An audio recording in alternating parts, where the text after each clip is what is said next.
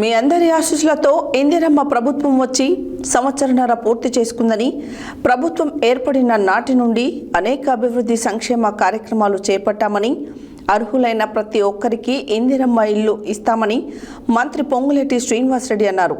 ఖమ్మం జిల్లా ఏదులాపురం మున్సిపాలిటీలో మంత్రి పర్యటించారు. ఖమ్మం జిల్లా ఏదులాపురం మున్సిపాలిటీ తెలంగాణ రెవెన్యూ, గృహ నిర్మాణం, సమాచార శాఖల మంత్రి పొంగులేటి శ్రీనివాసరెడ్డి పర్యటించారు. ఈ సందర్భంగా మంత్రి మాట్లాడుతూ, మీ అందరి ఆశీస్సులతో ఇందిరమ్మ ప్రభుత్వం వచ్చి సంవత్సరన్నర పూర్తి చేసుకుంది అన్నారు. ప్రభుత్వం ఏర్పడిన నాటి నుంచి అనేక అభివృద్ధి సంక్షేమ కార్యక్రమాలు చేపట్టాం. పేదవారి కోరిక తీర్చాలనే ఆలోచనతోనే ఇందిరమ్మ ప్రభుత్వం పనిచేస్తోంది.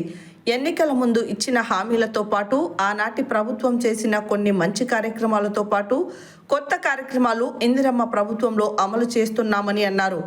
ఇందిరమ్మ ప్రభుత్వంలో 12,000 రైతు భరోసా ఇస్తున్నాం. రైతు భరోసాను 9 రోజుల్లోనే 9,000 కోట్లు రైతుల ఖాతాలలో జమ చేశాము. అర్హులైన ప్రతి ఒక్కరికి ఇందిరమ్మ ఇల్లు ఇస్తామని, ఇంకా కొన్ని మంచి కార్యక్రమాలు చేయాల్సి ఉందన్నారు.